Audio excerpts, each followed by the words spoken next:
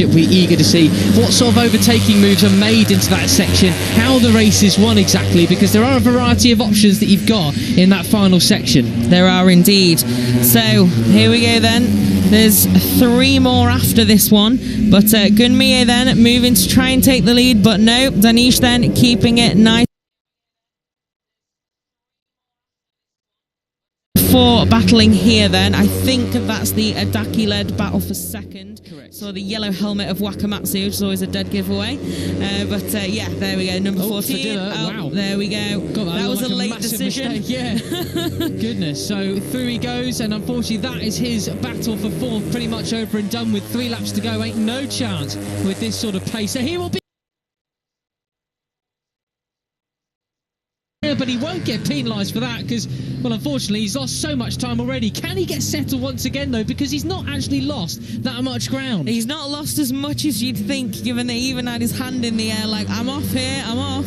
But nicely saved then from the number 5, a little bit dramatic. Is this a replay already? Yeah. Wide. He just a little bit offline. Wide, like just a little bit, a metre or so, and you are nearly over the bars. The presence of mind to raise your hand in that situation as well always blows my... Everything goes in slow motion. I'd still just be panicking and maybe just lightly screaming to myself. Yeah. But yeah, nicely saved then from the number 5. I'm sure he's had a bit of a spike of adrenaline from that. Let's see if he can just settle back down and tag back to the back of this duo. At the moment though, Danish with a couple of meters in hand behind him, but it can all change so quickly in the Asian Talent Cup. Let's see if Zawa can get back on the turn to them. You talk about a little...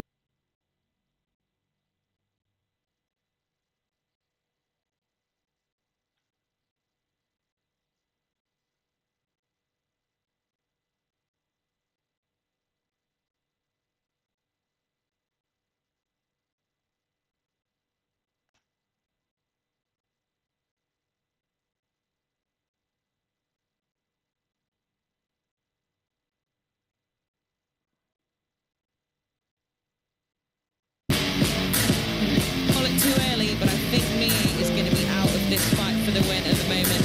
Japanese rider may be saying, you know what, after a crash yesterday, 16 points is pretty grande for me today, because these two really starting to pull out some ground now. Yeah, I've got to say, I think that was another mistake from Dinesh. His line choice wasn't nailed, and he just let Zawa catch right onto the...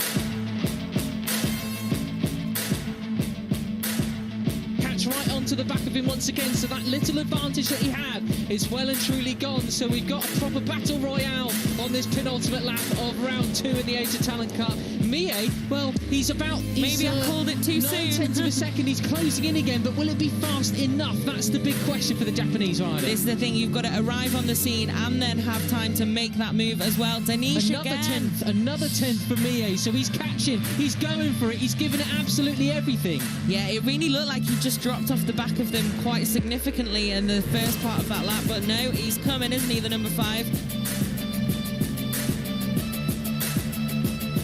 For first position, he is indeed, and a big mistake there from Zawa. His countryman, well, goes so wide, he's back on towards P2. Zawa gives a little shake of the head, he's frustrated with himself. Does that leave Dinesh as we head on to this last... Malaysian needs to realise that he is alone at the front, keep it nice and tidy, the number 13 now, because we have seen him in the green a few times. But yeah, big mistake from Zawa then. Not too much harm done, is that he's still in this podium battle, but he's also lost out on that second position. So we've got an all-Japanese duel for second here. Let's look at the intermediates as they come out of section 1. So Mie is 9/10 of a second adrift from Dinesh. What about when they come through these sort of sections? They get towards intermediate 2. What will the gap be then? Dinesh doesn't have great line choice characteristically through here, but I think that time, when he needed to most, he absolutely nailed it. Yeah, I think he did indeed. So, they're not that far behind, are they? The number 13.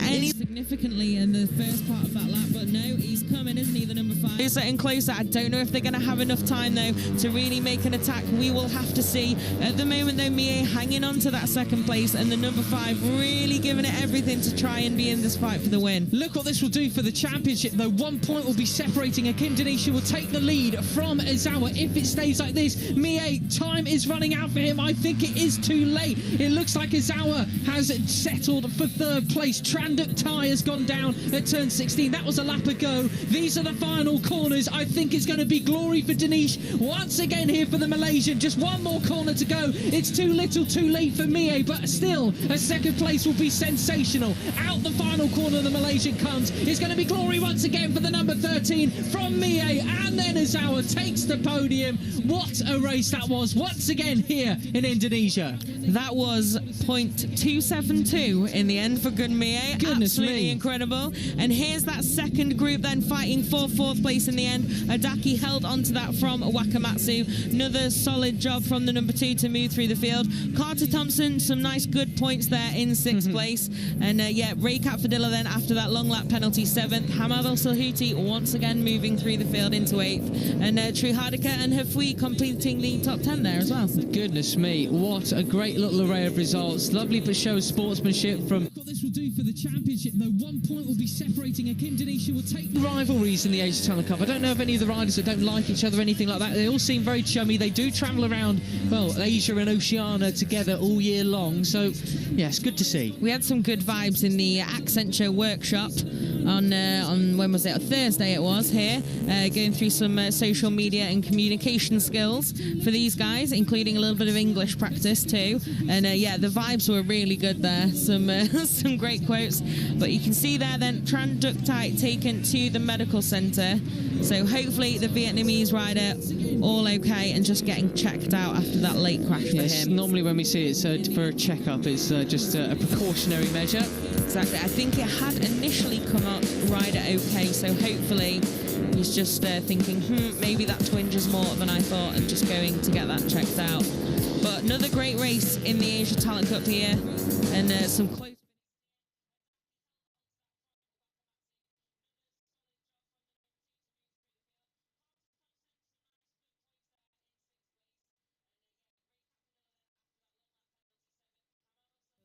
He could have actually caught up to Danish. What we're about to see here, this is the turn 15. This is the, not sure, the race-winning overtake maybe? I think it could be. Yeah, this should be it. The race-winning overtake. So Danish goes into turn 1, just round the outside, later braking, cuts across the nose of Mie in towards turn 1. And that little look behind, just to check if he's going to get anybody set at the inside. Yeah. Great stuff. So yeah. How many times will we see this again today, hopefully? Yeah, exactly. This final section as well is just fantastic to watch. If you haven't watched racing at Mandalika before this weekend, check out the ATC races from here last year and the World Superbike round as well, because there's some absolutely great moves from those guys as well. There you go then, yeah. He's very close to you, but you've done it again, Hakeem Danish. Congratulations to the Malaysian. Really stunning weekend for him here, right up into contention now after maybe a little bit more of a muted weekend in Qatar compared to what you might have expected from him being a veteran. Yeah, I think that's a totally fair assessment from Hakeem Danish. Sometimes it just takes a little while to let them get going, really, wasn't it? What's this replay we're going to see? Oh, he's back in Park Ferme now. He's with other Malaysians such as Razlan Rizali. And we haven't got some farming carried in with us this weekend, I don't think. I have not seen farming. Well, our lovely camera woman getting all of the action. Yeah, but Denise, of course, had a pair of big places back in Qatar. So yeah. It was a quiet start to the year. We did expect a bit more good news on podiums previously, but hey, with those sort of two performances, one of them's a runaway victory in dominant style, the other one fending off attacks right to the very last moment. I mean, he's won it in the both perfect ways possible. Perfect. It was. It's a lot. It's big words. It's like Taifur Risato from last year would win in any sort of condition. He can run away with it. Anything you throw at me, I am going to somehow find something to still take the flag first. Yeah. So Get well soon still to Taya Furasato as he waits to begin his Moto3 racing career. Still recovering. But yeah, they're big shoes to fill, aren't they? Those 7 wins from 7 for the Japanese rider last year. But Hakeem Danish then already doing the double in the 2022 Asia Talent Cup. So it's a really, really good start to the season to go from 5th to then taking that big step forward ahead of quite a long break for these guys. Well, there's Shinya Ozawa, not so smiley here at the moment. Unfortunately, you can see this from the shake of the head. He was very disappointed as he came across the finish line. That little mistake in towards turn 17. Coming exuberance. Yeah, they both made later errors, didn't they, in that race? But Mie just had enough time left to make up for it and get back on terms almost with race winner Hakeem Danish. But then again, he has got quite a lot more experience. So Ozawa still should be incredibly happy with the start to the season that he's had.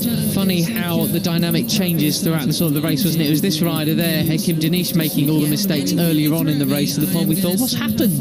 And then towards the end of the race, well, he's the one who kept the coolest head. Whilst the other two made mistakes and found themselves further down the order. Got on our timing screens, a 3-second penalty for Hafi, another Malaysian, as he didn't complete the long lap penalty before the end of the race. So he's been moved down to P13 on our timing screens. It's a bit of a heartbreak. So it's a really, really good start to the season to go from and therefore the points. But yeah, so it's now Putisan from Thailand completing the top 10 as he moves up. And a few riders do. Yeah, 3 riders then leapfrogging the Malaysian.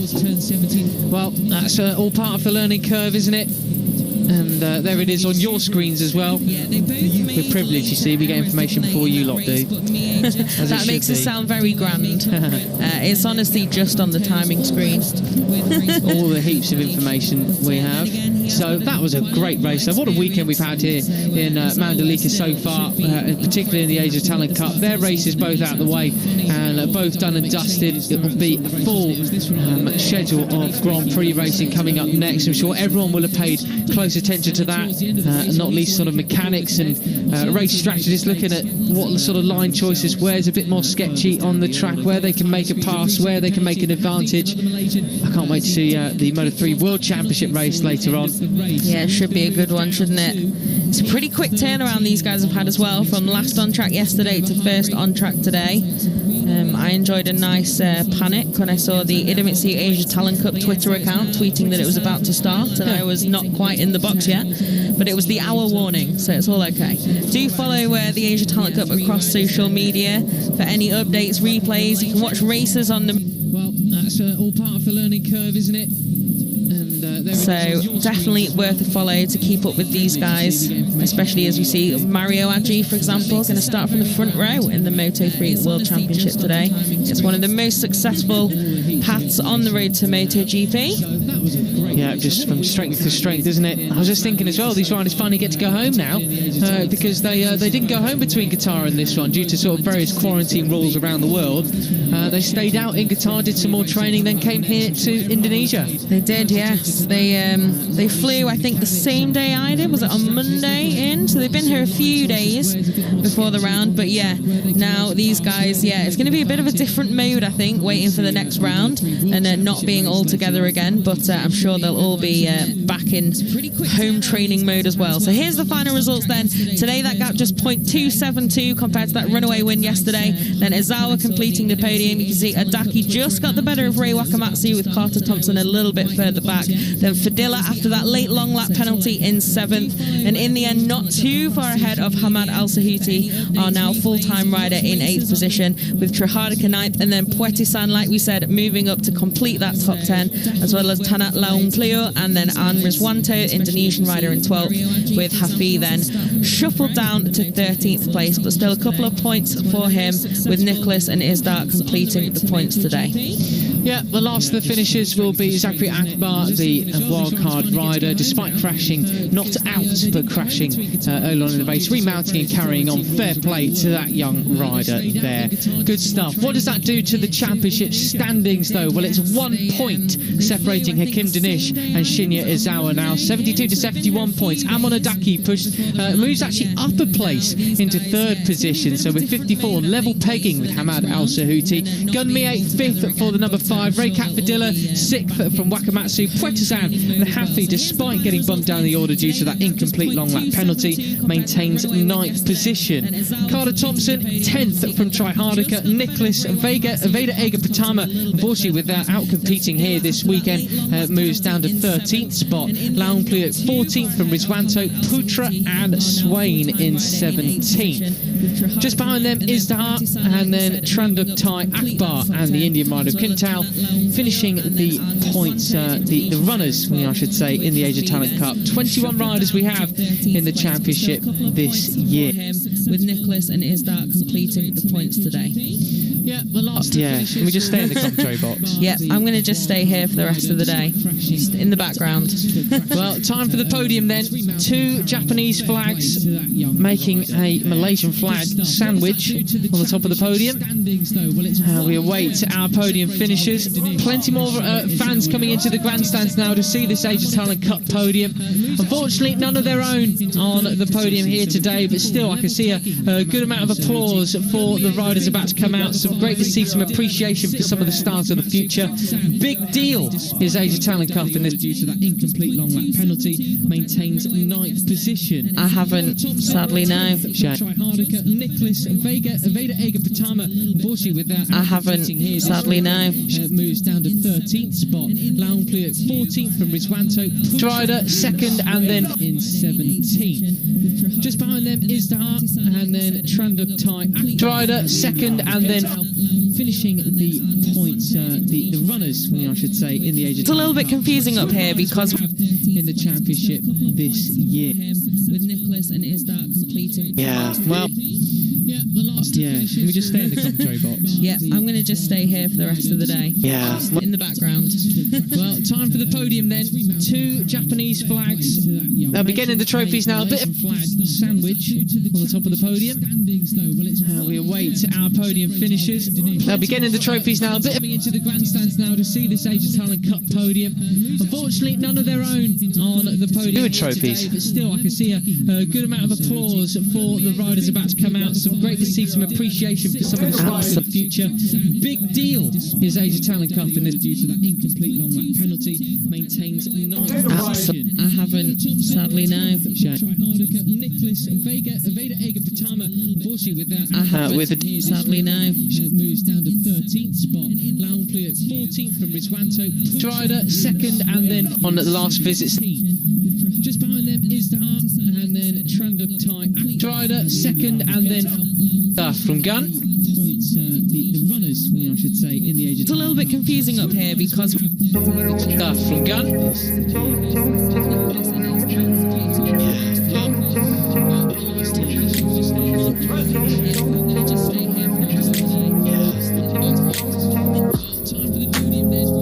Stu Hakim Danish. They'll be getting the trophies now.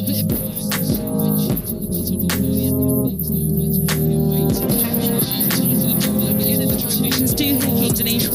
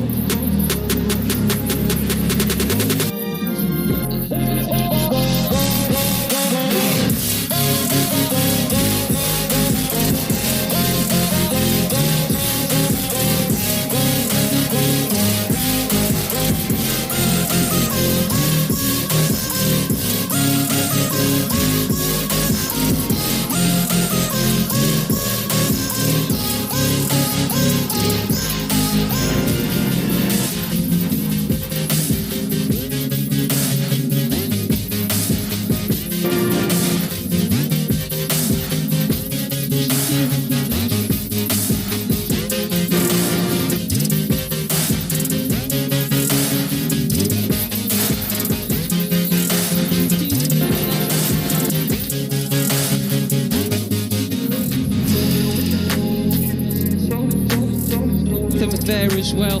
I say.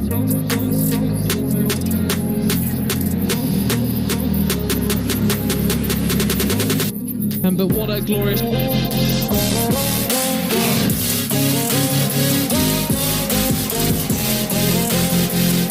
get a look. Let's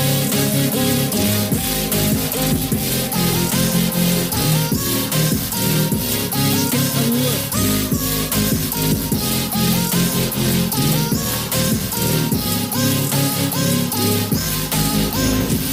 Taking that hold.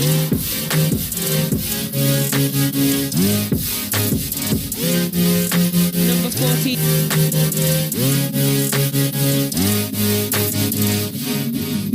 Karma.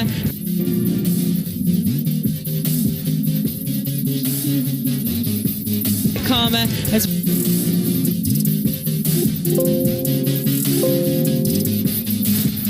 down.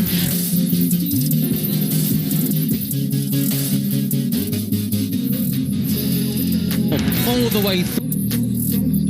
There as well. I say. All the way through to. But what a glorious. Go, Mie.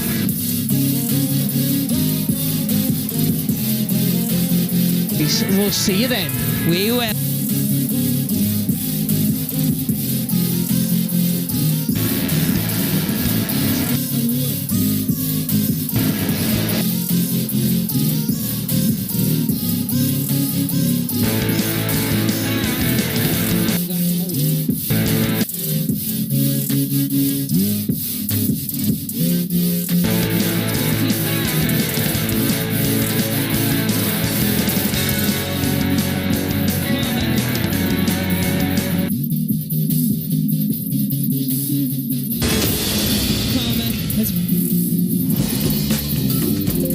We've plenty of Italian football tomorrow, including a must-win match for Juventus.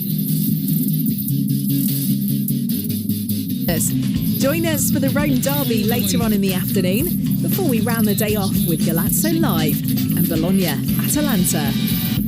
All the way through to.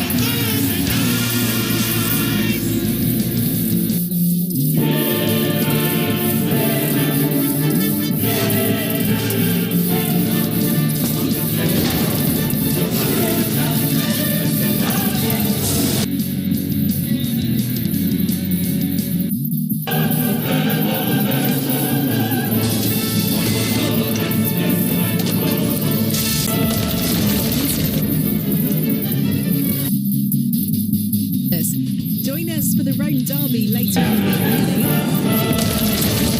So live and Bologna-Atalanta. Screwfix, the choice of champions.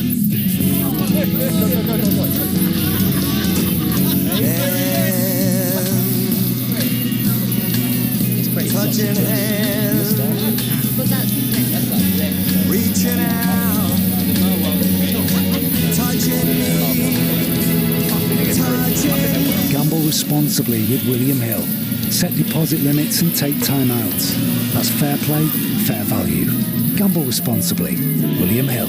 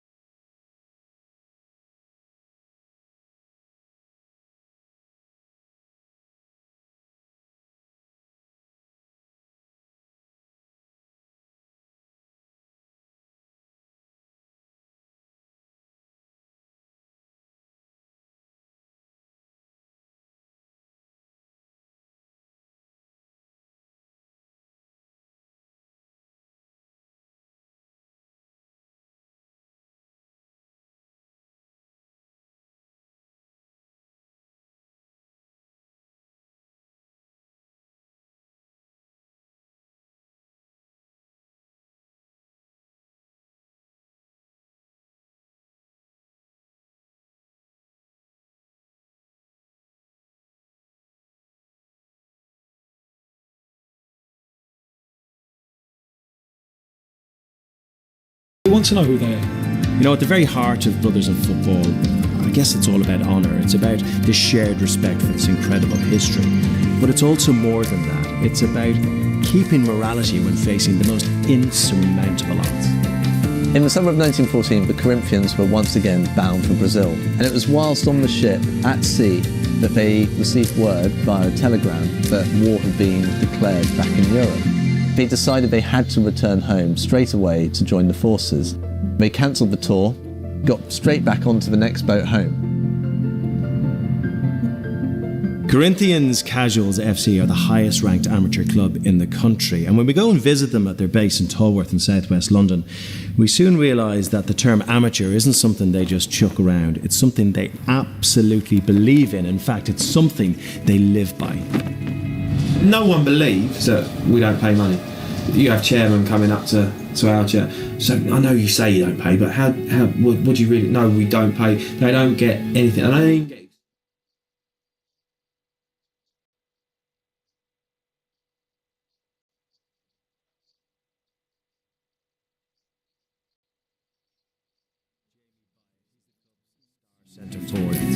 During the week, he's a builder, but on a Saturday afternoon, he is an internet sensation. Yes, Stephen! Come on, son! This is where it all started, if you think about it. They cancelled the tour, got straight back onto the next boat home. Corinthians Casuals FC are the highest ranked amateur club in the country, and when we go and visit them at their base in Tolworth in southwest London, we soon realise that the term amateur isn't something they just chuck around. It's something they absolutely believe in. In fact, it's something they live by. No one believes that we don't pay money. You have chairmen coming up to our chair. So I know you say you don't pay, but what do you really? No, we don't pay. They don't get anything. And I didn't get.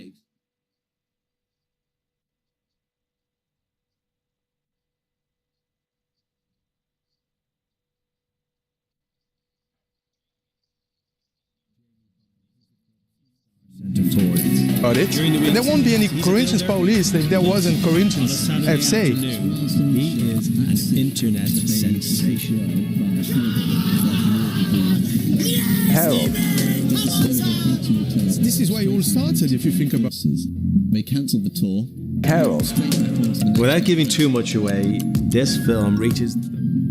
Corinthians Casuals FC are the highest ranked amateur club in the country, and when we go and visit them at their base in Tolworth in southwest London, we soon realise that the term amateur isn't something they just chuck around. It's something they absolutely believe in. In fact, it's something they live by. No one believes that we don't pay money.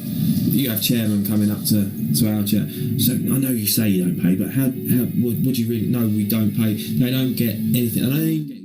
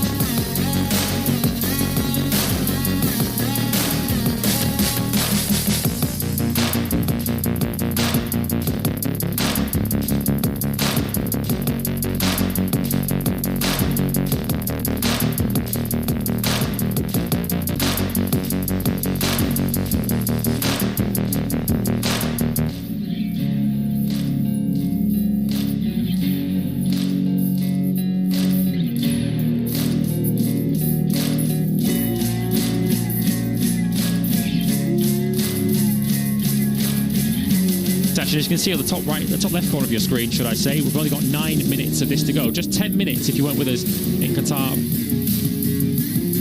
sessions this morning, Neil. And you were speaking off air to Gary Purdy from Dunlop earlier on this morning.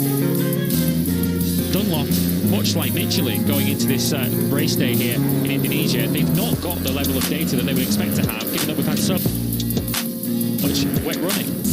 Yeah, exactly. It's not just that we've come to a new track that these guys have never run on. It is the fact that weather is interrupted this weekend so far. For Moto 2 and Moto 3, they've just got one dry free practice session to go off. And that's to base their dry setup on, their tyre choice as well. I think there's going to be a complete mix in Moto 3 with regards to front and rear tyre choice. And yeah, it could be a little bit of a lottery. I think we are. Right the way through today. Obviously, Michelin were a hot topic in the paddock last night because of some issues that certain riders and manufacturers were having with their tyres. They brought to this track to cope with the ridiculously high temperatures. This is a comparison track with the owners that put quite a bit of stress on their tyres, particularly the rear tyre.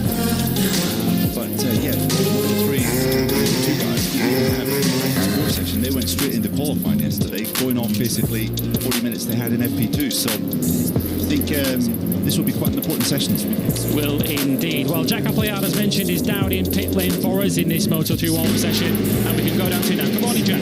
Good morning, Lewis, and good morning to Neil as well, and good morning to Christian Lundberg of Leopard Racing, who joins me. It was I don't want to say a frustrating session, certainly for Tatsuki, but for Dennis, he's on the second row of the grid, which is a great result, but he certainly wasn't best pleased. He clearly felt that there was more out there. What did he have to say at the end of Q2? At the end, we are happy because it's better ride completely alone and don't get any penalty for the race, because after the Qatar race, for sure our strategy.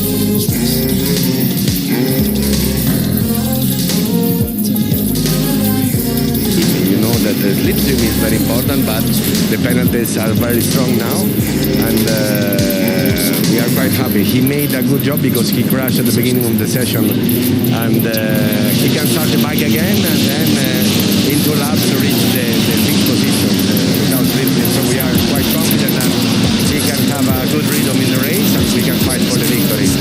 With limited dry track time, this is a vital 10 minutes to try and get an idea of whether you'd go for the harder rear tyre or the softer rear tyre at this point. It clearly felt that there was more out there. That with the hot conditions would be the correct choice for the race, because we saw a little bit of raining with the age in the FP2, because maybe the conditions of the track are not perfect, and we saw many dirty on the track, so maybe we have, you know, that the slipstream is very important, but we didn't do so many laps in this condition, so we must be a little bit lucky. Christian, good luck. Thank you. Thanks to Christian Lundberg and to Jack Appleyard down in pit lane. An important point he made there regarding the qualifying session and just the weekend as a whole for Leopard, keen to avoid any repeats of the penalties that their 2 riders suffered back in Qatar. And we've discussed we'll take opportunities. As great a layout as it is for the riders from a challenging point of view, they really enjoy the fast-flowing nature of this, but there are only really 3 key overtaking spots. The main straight into turn 1 is one of them, turn 10 is another.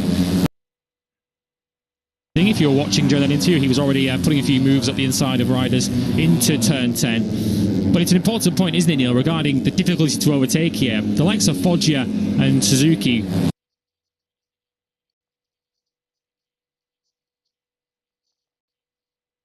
difficult it is to overtake.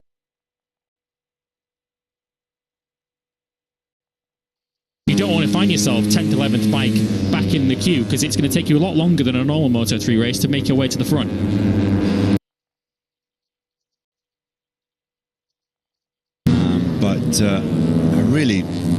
I mean, obviously Moto3 is pretty unpredictable and quite difficult to understand precisely what's going to happen, but I really have no idea what's going to happen in the race today. It's completely open. We've got a pretty random front row. But yeah, some of the kind of more established names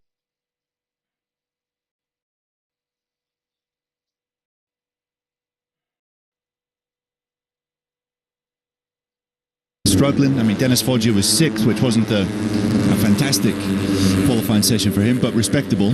But also, we've seen the likes of Sergio Garcia, a guy that we expect to be fighting for the championship. He had to come through Q1 yesterday, ended up putting it on the 3rd row and 7th. And then this man here, Izan Guevara, has looked decent as well. He'll be starting from 8th on the grid. Yeah, the Moto3 riders, as we've discussed, haven't had as much dry track time as either of the other classes in this paddock, and I think they're very much enjoying and reveling in the extra grip they're getting from a racetrack with a day's rubber on it. Dennis Foggia's lap time, you can see it's on left of your screen, which is already about to be beaten by Ivan Guevara. He doesn't beat it. Joel Calso does, though, at 40.394. That is an all-time lap record around this racetrack. We've only, of course, had 3 days, or we're on our 3rd day of running, but the fastest time prior to that, going into the weekend, was set on Friday by Andrea Mino at 1:40.960. So we're already half a second inside that on Tuesday's night into 4th place. So you can see already the increased levels of grip. Gianna Mattia, he's now going to have a look. This is one of the overtaking spots, as mentioned, into turn 1, but he decides not to go the inside of Dennis Foggia at this early stage. But we can cross down immediately down to pit lane. Marco Brenner is taking speak to Jack. Thank you very much,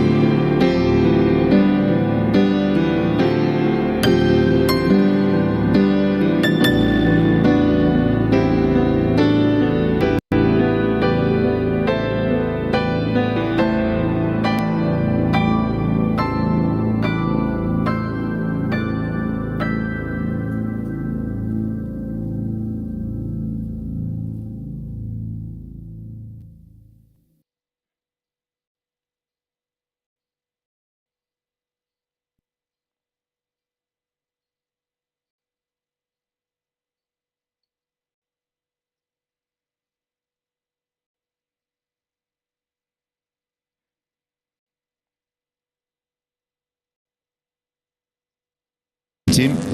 His rider, Ricky Rossi, obviously had a big crash in qualifying yesterday. He's out there at the moment with the 23rd fastest time. And of course, it's another point that we haven't really made this morning, just the conditions here. Some of the most difficult temperature here, but powerful sun.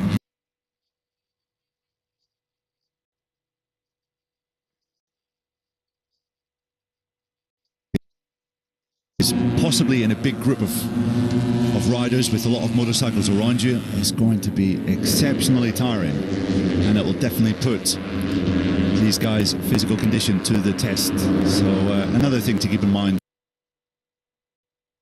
for the racing today. Yeah, 23 laps is the Grand Prix distance in, well, a couple of hours from now. Before the race, a little bit later on. Here is Diogo Moreira, just up behind a rider who we'll probably be seeing quite a bit of in the race. RT guy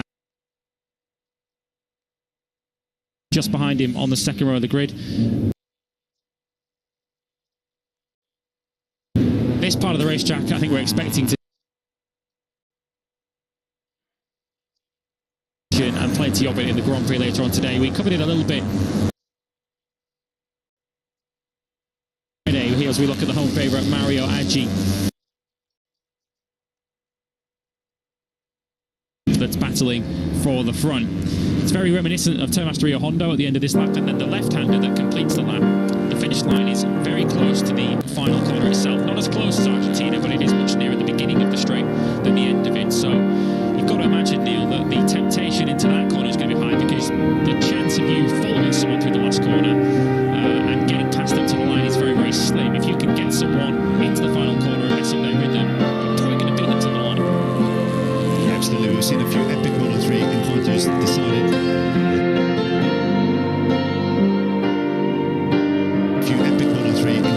Decided at that last couple of corners in the Tomás Rio Hondo circuit in Argentina. But as you said, Lewis, it's a very similar layout at the end of this track. So perhaps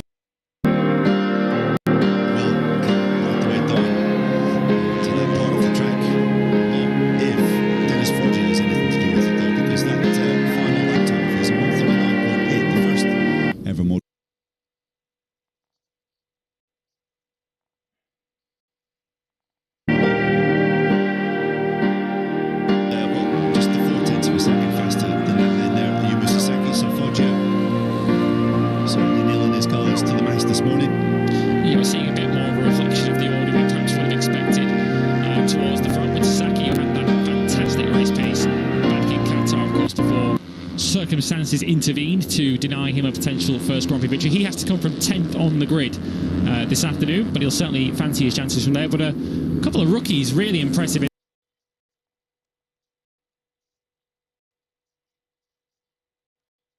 The top four in that session, he has to start at the top 14. So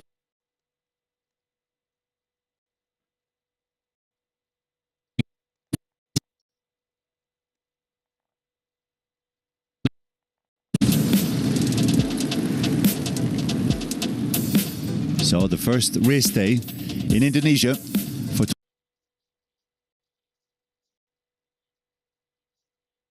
with a new lap record for the Moto3 class ahead of Ayumu Sasaki, Joe Kelso, Leah Bartolini, Isan Kabara, Stefano Nepa, and Dennis Onju looking pretty. Scott Ogden, watch out for him in the race. He's looked very good in a couple of free practice sessions as well. Tatsuki Suzuki has been struggling. He starts from way back on the grid.